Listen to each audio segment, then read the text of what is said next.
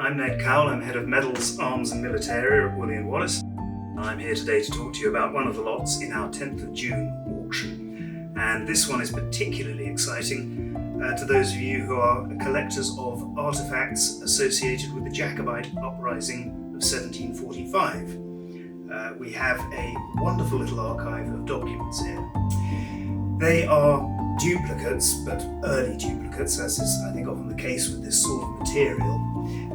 And a range of subject matter here, but for example we've got a list of regiments, that is to say Jacobite regiments here, foot and horse, with the name of the colonel proprietor and the number of men. Here is a very interesting list of prominent Jacobites who were not included on the list of exempted persons, so the Act of Grace, which offered clemency to one of the major actors in the uprising. These are people who didn't make the cut. This is particularly nice. It's titled on the back "The Mock Prince's Orders," and that's obviously a slighting reference to the young pretender, Charles Edward Stuart. And it's basically a sort of requisition order. It's a copy of an order written by the Earl of Kilmarnock to the Provost of Kelso, George Pringle, and it makes a series of demands for billeting and supply of rebel troops. It is dated the 3rd of November 1745, so that's, as you will know, just a few days before the Jacobites marched into England. And then a couple of other items here of similar significance. So really, really interesting if you are keen on the 45 or any element of Scottish history, military history in general. I commend this to your attention. I'd like to talk to you about a really interesting lot in our 10th of June auction.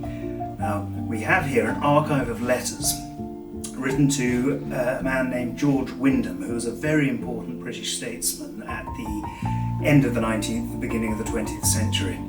We've split the archive into 3 lots according to subject. I'd like to draw your attention particularly to this one, which is of military historical significance. This letter in particular is very interesting from the point of view of military history. It was written to Wyndham by Major General Sir Reginald Pole Carew, and that name will be familiar to anyone who studied the Second Anglo-Boer War and associated campaigns. And it's quite inflammatory stuff. Pole Carew commanded a brigade under Paul Methuen, who had, in 1899, had overall command in the theatre. And he is writing to Wyndham, who was then the Under-Secretary of State for War, to complain about his superior, to complain about Methuen.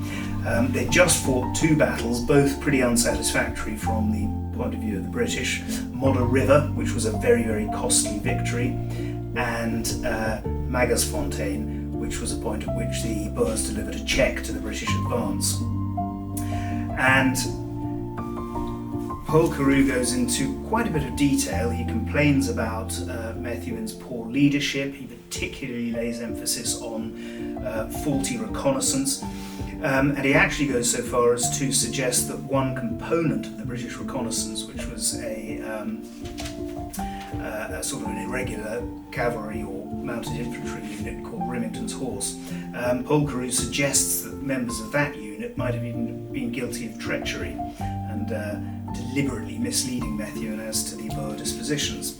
And it's full of pretty pithy criticism of Paul Methuen. He is quite mad, my dear George, he says at this point, and later on he goes on to say that he feels Wyndham needs to somehow engineer the removal of Methuen from his command, and that's quite a remarkable thing for a subordinate officer to write about his superior to a member of the cabinet. On this side we have apportioned other letters here because these are connected to the question of Irish independence, and again very, very interesting political history here. Wyndham went on to become the Chief Secretary of State for Ireland. In that capacity he enacted certain reforms which, although they were very favourable to people on the sort of the moderate side of the Irish independence movement, they were unacceptable to the more radical independence movement, and also to the Unionist faction in Parliament. And so, to cut a long story short, he was obliged to resign his position. And there are a whole lot of letters here from well-wishers, and they include, particularly exciting, a letter by Winston Churchill, signed by him at the end here.